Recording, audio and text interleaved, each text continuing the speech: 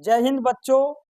आज हम लोग इस वीडियो में वास्तविक संख्या का एक इम्पोर्टेंट क्वेश्चन, जिसका जो क्वेश्चन है वो हमारे बोर्ड पर लिखा हुआ है। क्वेश्चन क्या है? क्वेश्चन ये है कि सिद्ध करे कि, ठीक है, 1/√2 एक अपरिमेय संख्या है। कैसी संख्या है? अपरिमेय संख्या। अपरिमेय संख्या क्या होता है?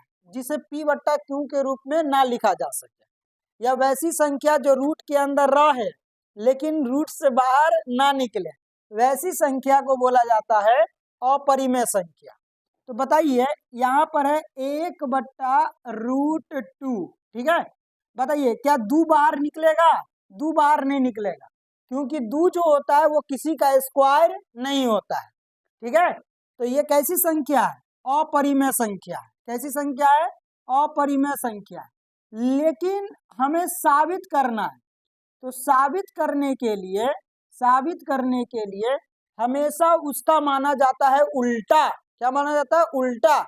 हमें पता है कि 1/√2 जो है वो एक अपरिमेय संख्या है, ठीक है, लेकिन हमको साबित करना है, इसके लिए हमें उल्टा मानना पड़ेगा। कैसी संख्या मानना पड़ेगा? परिमेय संख्या मानना पड़ेगा।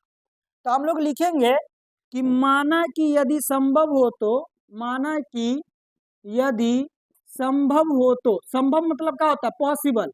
अगर ऐसा संभव है, पॉसिबल है, तो हम लोग मान लेते हैं कि 1/√2 जो है वो एक परिमेय संख्या है। कैसी संख्या है? एक परिमेय संख्या है, ठीक है। कैसी संख्या है? परिमेय संख्या है, ठीक है। अब एक बात बताइए कि अगर कोई परिमेय संख्या होता है तो उसे हम p/q के रूप में लिख सकते हैं, है कि नहीं? हमने आपको बताया था। तो बताइए, 1/√2 को हम लोग किसके रूप में लिख सकते हैं? p/q के रूप में लिख सकते हैं, ठीक है। अब बताइए, जहां p और q जो होता है, p और q जो होता है, q वो एक पूर्णांक संख्या है। क्या है? पूर्णांक है। पूर्णांक लिख लीजिए या अभाज्य संख्या लिख लीजिए, दोनों में से कोई भी बात लिख सकते हैं, ठीक है। अब एक बात बताइए, यहाँ पर 1/√2 है, ये p/q है। समीकरण का नियम होता है, जैसे इसमें अंश कितना है? 1, और हर कितना है? √2। इसमें अंश कितना है? p, और हर कितना है? q। तो समीकरण का नियम है कि अगर उल्टेंगे, यानी उलटने पर, तो हर चला जाता है अंश में और अंश चला जाता है हर में, है कि नहीं? तो अगर हम इसको उल्टेंगे तो ये √2 चला जाएगा ऊपर, ठीक है, अब बट्टा में आ जाएगा 1, बराबर तो बराबर, ये क्यों जो है ये ऊपर चला जाएगा और बट्टा में आ जाएगा p, ठीक है। अब जैसे हमने आपको √3 साबित करना सिखाया था, सेम कहानी वहां यहाँ भी वही लगाना है, ठीक है। बताइए, हमने बताया था जब √2 या √3 या √5 या √7 ये सब जब अकेला होता है, तो क्या करना पड़ता है? स्क्वायर। क्या करना पड़ता है? स्क्वायर। स्क्वायर का मतलब होता है वर्ग। क्या करना पड़ता है? वर्ग करना पड़ता है। तो यहाँ पे हम लोग क्या करेंगे? दोनों ओर वर्ग कर देंगे। दोनों ओर वर्ग करने पर, क्या करने पर? वर्ग। वर्ग का मतलब होता है स्क्वायर। क्या होता है? स्क्वायर होता है। तो दोनों ओर वर्ग करने पर, तो वर्ग करने पर, तो वर्ग करने का नियम क्या है? बराबर के इस पार भी स्क्वायर लगाइए, बराबर के उस पार भी स्क्वायर लगाइए। तो बताइए, बराबर के इस पार क्या है? √2। तो बताइए, √2 और बट्टा में 1 है तो 1, उसका होल स्क्वायर, बराबर तो बराबर। अब यहाँ पे क्या है? q/p, तो q/p और उसका क्या कर देंगे? होल स्क्वायर, ठीक है। अब एक बात बताइए, हमने आपको बताया था कि अगर किसी रूट वाला संख्या का पावर 2 हो, है कि नहीं, तो स्क्वायर से रूट जो होता है वो कट जाता है। क्या होता है? कट जाता है। तो कट जाएगा तो कितना बचेगा? 2 बचेगा, ठीक है। जैसे हम मान लिया √5 का होल स्क्वायर, तो स्क्वायर से रूट का होता है, कट जाता है, तो कितना बच जाएगा? 5 बच जाएगा। तो सेम कहानी यहाँ पे भी लगाएंगे, स्क्वायर से रूट कट जाएगा तो बचेगा कितना? 2 बचेगा। तो इसको हम लोग यहाँ लिख लेते हैं। बताइए, स्क्वायर से रूट कट गया तो बट्टा 2 बचा, स्क्वायर से रूट कट गया तो 2 बचा, बट्टा तो बट्टा, और 1 का स्क्वायर कितना होता है सर? 1 का स्क्वायर 1 होता है, बराबर तो बराबर।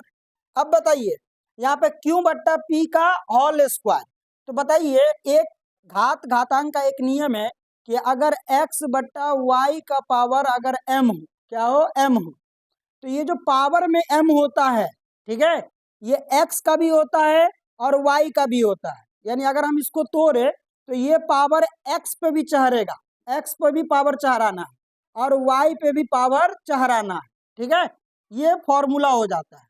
तो यहाँ पे वही लगाइए, अगर q बट्टा p का होल स्क्वायर है तो ये स्क्वायर q का भी है और ये स्क्वायर p का भी है कि नहीं?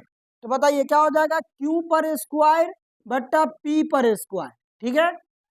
अब समझिएगा, अगर ये 2 है, बट्टा में 1 है, बट्टा में 1 का कोनो मतलब ना होता है, ठीक है।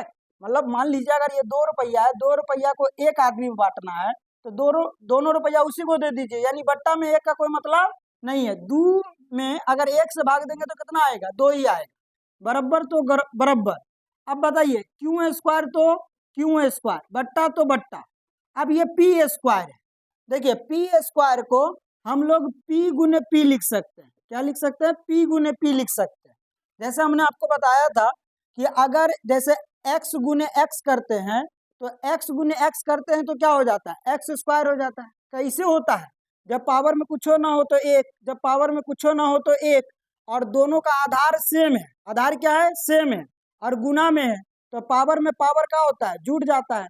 तो आधार लिखाएगा 1 बार और 1 + 1 मिला के 2। ठीक उसी तरीका से अगर p गुने p करे तो क्या हो जाएगा? p स्क्वायर, है कि नहीं? तो अगर p गुने p करेंगे तो p स्क्वायर, तो क्या p स्क्वायर की जगह पे p गुने p ना लिख सकते हैं? लिख सकते हैं। तो इसीलिए हमने p स्क्वायर को क्या लिख दिया? p गुने p लिख दिया। अच्छा एक बात बताइए, ये p जो है ये बट्टा में है, कहाँ है? बट्टा में है। तो जब इसमें से एक p अगर इस पार आएगा तो गुना में आ जाएगा।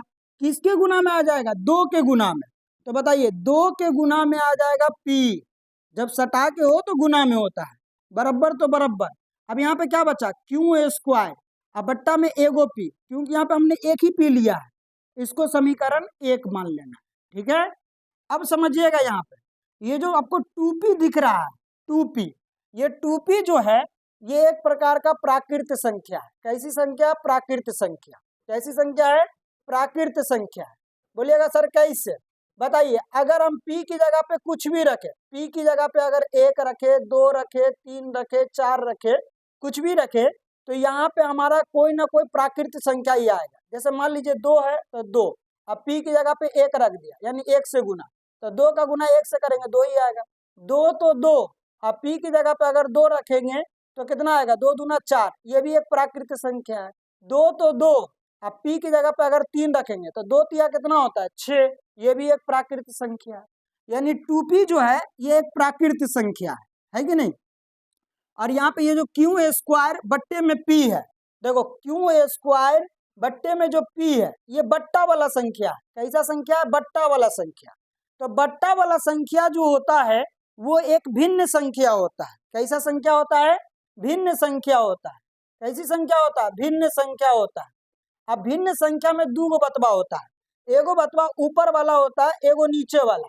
तो ऊपर वाले को बोलते हैं अंश, ऊपर वाले को बोलते हैं अंश, और नीचे वाले को बोलते हैं हर, है कि नहीं? तो ये आपका कैसी संख्या हो गया? भिन्न संख्या हो गया। अब यहाँ पे बीच में क्या लगा हुआ है? बराबर का चिन्ह, यानी ये बोलना चाह रहा है कि 2p एक प्राकृत संख्या है और क्यू स्क्वायर बट्टा p एक भिन्न संख्या है, ये दोनों बात बराबर है। क्या ऐसा संभव है कि जो प्राकृत संख्या है वही भिन्न संख्या है?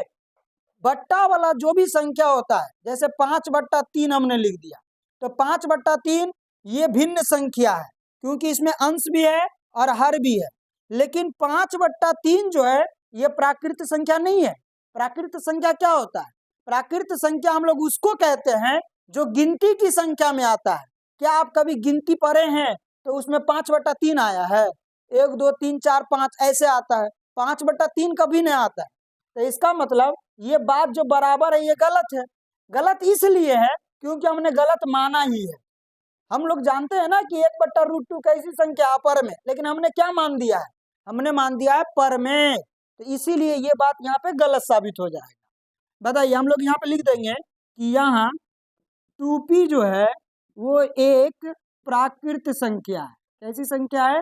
प्राकृत संख्या है, प्राकृत संख्या। लेकिन ठीक है, क्यू स्क्वायर बट्टा पी, यहाँ पे है क्यू स्क्वायर बट्टा पी एक भिन्न संख्या है।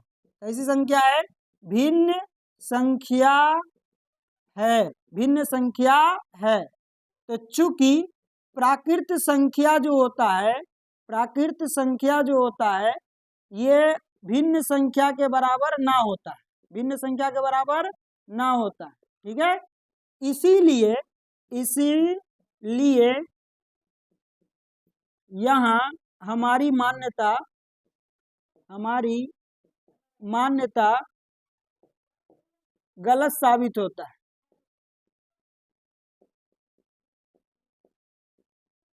गलत साबित होता है।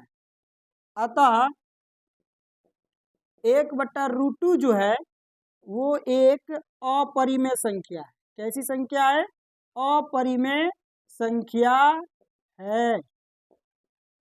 ठीक है, तो अपरिमेय संख्या और परिमेय संख्या इसको हमने डिटेल में पढ़ा दिया है। अगर रूट के अंदर रहे बाहर ना निकले तो वो अपरिमेय संख्या होता है, लेकिन रूट के अंदर रहे बाहर निकल जाए तो परिमेय संख्या होता है। ठीक है, तो ये वाला जो सवाल है इसको इस तरीका से हम लोग सिद्ध करेंगे। ठीक है, अगर आपको पूरे वीडियो में कहीं पे भी कोनो दिक्कत लगल हो तो आप कमेंट बॉक्स में कमेंट कीजिए, आपको इसकी जानकारी मिल जाएगी। वीडियो देखने के लिए थैंक यू।